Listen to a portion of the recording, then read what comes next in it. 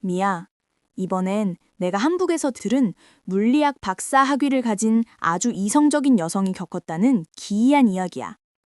그녀는 귀신이나 초자연적인 현상은 전혀 믿지 않았지만 그날 이후로 생각이 완전히 바뀌었다고 해. 때는 2011년 2월 15일. 주인공 지혜 씨는 야근을 마치고 늦은 밤에 운전해서 집으로 가고 있었어. 산과 산 사이에 있는 구불구불하고 어두운 시골길이었지. 그런데 그날따라 안개가 너무 짙게 낀 거야. 한 치 앞도 보이지 않는 안개 속에서 그녀는 내비게이션에만 의지해서 조심조심 운전하고 있었어. 분명 아스팔트 도로를 달리고 있었는데 어느 순간부턴가 차가 덜컹거리면서 좁은 흙길로 바뀐 느낌이 들더래. 너무 이상했지만 내비게이션은 계속해서 올바른 경로를 가고 있다고 알려줬지. 그러던 그때였어. 내비게이션에서 잠시 후 좌회전입니다. 라는 안내가 계속해서 흘러나왔어. 지혜 씨는 안내에 따라 핸들을 왼쪽으로 꺾는 순간 무언가 잘못 됐다는 걸 직감하고 급브레이크를 밟았어. 차는 끽 소리를 내며 멈춰섰지.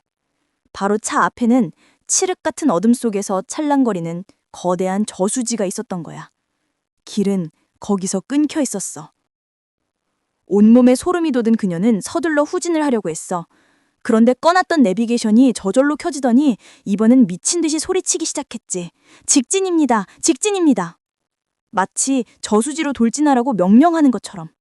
너무 무서워서 그녀는 내비게이션 전원을 아예 뽑아버렸어. 그녀가 혼란 속에서 겨우 차를 돌려 익숙한 길로 빠져나왔을 때였어. 안도의 한숨을 내쉬며 떨리는 손으로 엄마에게 전화를 걸었지. 방금 겪은 끔찍한 이야기를 털어놓자 엄마는 그녀를 안심시키려는 듯 화제를 돌렸어. 이웃집 아들인 덕정이가 시험을 잘 봤다고 용돈을 줬다는 둥 시시콜콜한 이야기를 늘어놓았지. 그런데 미야, 그 말을 듣는 순간 지혜 씨는 머리가 핑 도는 기분이었대.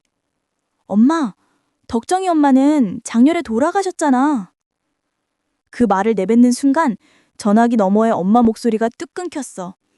정적이 흐르다가 갑자기 전화기 너머에서 칼칼칼칼 하는 섬뜩한 웃음소리가 들려왔지. 지혜 씨는 비명을 지르며 전화를 끊었어. 그런데 잠시 후 다시 엄마 번호로 전화가 걸려오는 거야. 받지 않으려고 했는데 그때 전화기에서 그 내비게이션과 똑같은 낯선 여자의 목소리가 흘러나왔어. 왜 그대로 안 갔어? 지혜 씨는 너무 놀라 핸드폰을 차창 밖으로 던져버렸지. 시간이 얼마나 흘렀을까? 그녀는 병원 중환자실에서 눈을 떴어. 퉁퉁 부은 얼굴의 엄마가 그녀를 내려다보고 있었지. 엄마의 말은 충격적이었어. 그녀가 이틀 동안 혼수 상태였다는 거야. 지혜 씨는 혼란스러웠어. 분명 며칠이 지난 것 같은데 병실 달력은 2월 17일을 가리키고 있었지. 알고 보니 그녀가 겪었던 그 모든 일은 사실 교통사고로 혼수 상태에 빠진 동안 겪었던 일이었어. 2월 15일, 저수지길에서 빠져나와 안심하던 그 바로 순간 역주행하던 음주운전 차량과 부딪혀 사고가 났던 거야. 저수지, 이상한 전화, 그 모든 게 꿈이었을까? 며칠 뒤 일반 병실로 옮겨진 그날 밤, 한 간호사가 병실로 들어왔지. 그런데 아무 말도 하지 않고 침대 옆에 가만히 서 있기만 하는 거야. 이상해서 고개를 들어 간호사를 보는데 그녀의 발이 시체처럼 검게 썩어 문드러져 있었던 거야.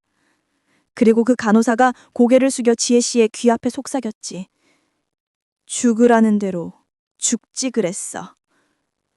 전화기 너머에서 들렸던 바로 그 목소리. 지혜 씨는 비명을 지르면 다시 정신을 잃었어. 그리고 다시 눈을 떴을 때 그녀는 또다시 중환자실이었고 엄마가 똑같은 얼굴로 그녀를 내려다보고 있었지. 마치 끔찍한 시간이 반복되는 것처럼. 그리고 이번에는 엄마의 등 뒤에서 그 썩은 발의 여자가 그녀를 보며 선뜩하게 웃고 있었다. 결국 지혜 씨는 무당을 찾아갔고 무당은 저수지에서 물귀신이 그녀의 머리카락 끝에 붙어왔다고 말했대. 그 저수지의 이름은 살목지, 목숨을 해치는 길목이라는 뜻이야.